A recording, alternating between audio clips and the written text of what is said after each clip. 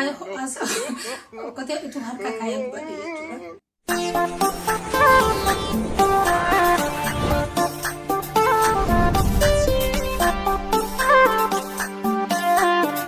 Ashama harka foonii akkam jirtu kabajamtootaaf jaalatamtoota hordoftoota ayyeetu show nagaan maqeessanii faabaayatu sinin jecha egaa guyyaa har'aa immoo sagantaa bashannansiisaa ta'e tokko walitti deebineeti jira akkasuma sagantaa keenyatti waliin tura ingisee tokko dhiphinaaf cinqii keessaa baanee miiksee tokko sammuu keenya mataa goona keessumaayyuu jechuudha ijoolleen baadiyyaarraa kara magaalaa yeroo jalqabaa magaalaa gurguddoo irraa ta'u ani beekeenyatti waan kana koree hin beeku gaafan jalqabaayyuu biyyaa ba'u jechuudha.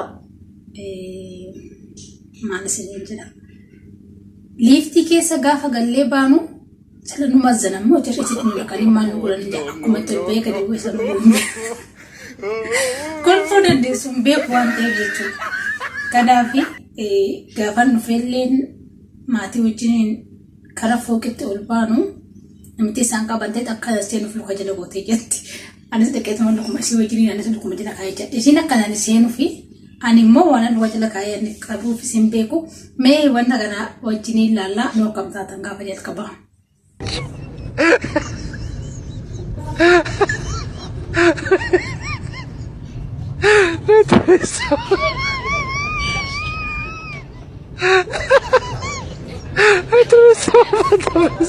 Dhugaa nama qaandeessa ani kanaa miti ka ani kanaan jedhu kanuma itti ulbaanii gadi bu'aasanii jira.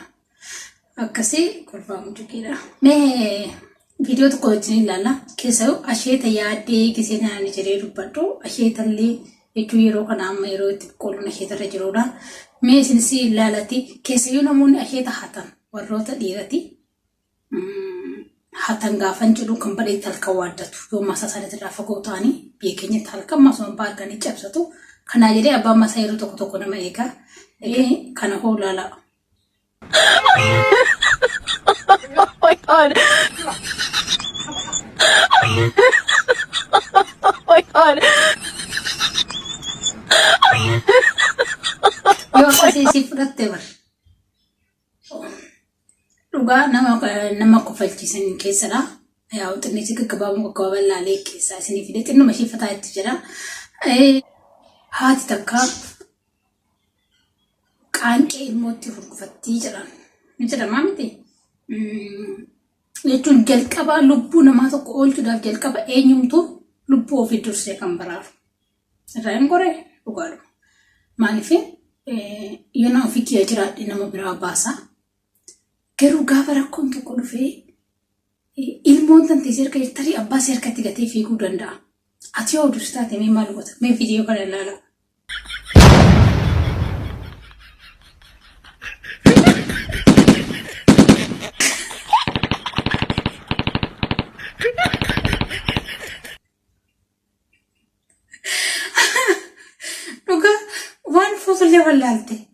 Waan foto wallaalte namitti deebitee daa'ima ishee lafa gootee san dhiistee ammallee gisee deebituutti saafaa fuutee kaatte jechuun bitaa namatti galameera deebi'aati ilaala.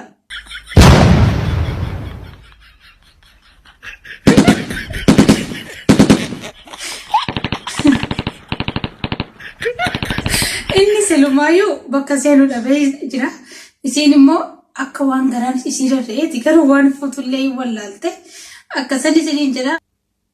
Marqaa'u namoonni gisee marqaa marqatanii xoo'ee keessatti yeraan ta'e okkotee keessatti okkotee marqaa keessatti keessa guggatanii gisee nyaatanii ani gisee baay'ee ho'aasa okkotee utuu harka kaayee gubadhe jechuudha. Marqaa san nyaachuudhaaf jedhee jechuudha. Akkuma marqanii fuudhanii gisee keessa marqaa ho'aa baasan argitanii harka kaayee gubadhe kun immoo distiitti marqateeti irraa hin baasa jedhee harka isaatii gubate jechuudha.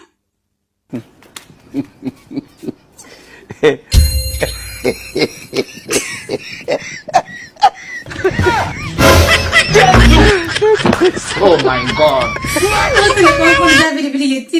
Marqaan garuu fiyooti jalaa kufee dhugaa wayii miskiina nama mararu wayii uummata tiktokii kanarraa.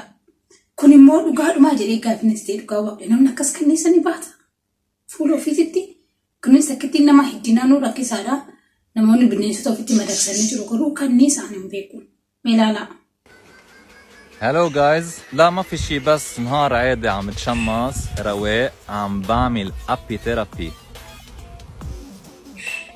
Gaanaan gaafinatti ta'e akkasuma uummata mee warra hindota biran isin geesse yeroo tokko Baangilaadesh ta'e hindota ta'e hin beeku garuu warroonni hojjetan warrootuma karasii kana wantoota nama kofalchiisuu jechuudha baay'ee hojjetu meeshaa wajjinis akka fataa jedhara har'a isin bohaarsa bakka isin boochisaa ba'e yeroo isin boochisaa ba'e har'a sirriitti kolfa.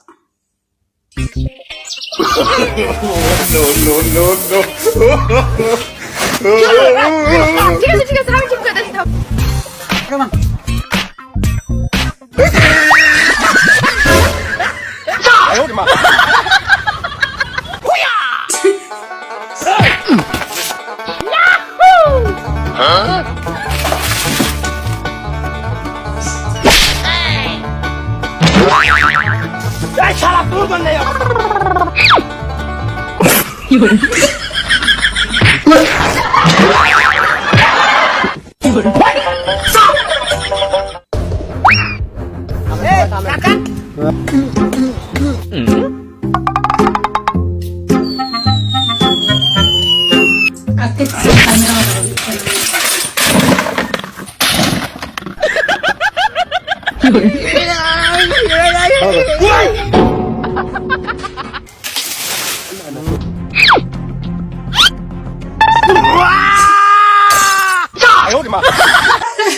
Rugai nama dibaca drone kuni bayi nama kofalchiisuu filmuun isaan hojjetan kuni qoosan isaan hojjetan kun jechuudha miliyoona jechuun viiyuu guddaa qaba.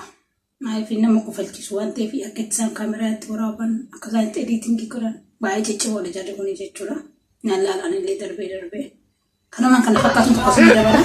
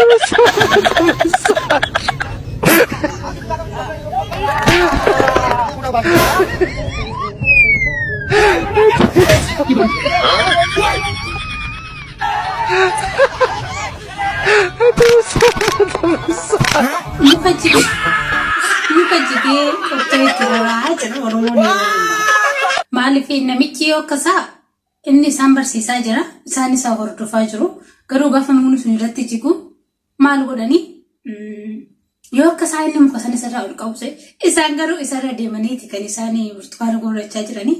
Egaa kalaariin kun halluun kun baay'ina warroota hindotaa bira jira isaan kanneen uffata coobaanii gisee uffata hojjetan halluun kun baay'inaan kan sitti argama. Wanti isaanii beekan wanti isaanii hunduu baay'ee namatti kan toludha. Hordoftoota ayyeetu shoo kan taatan haga ammaatti kan hordoftan guddaa galatoomaa.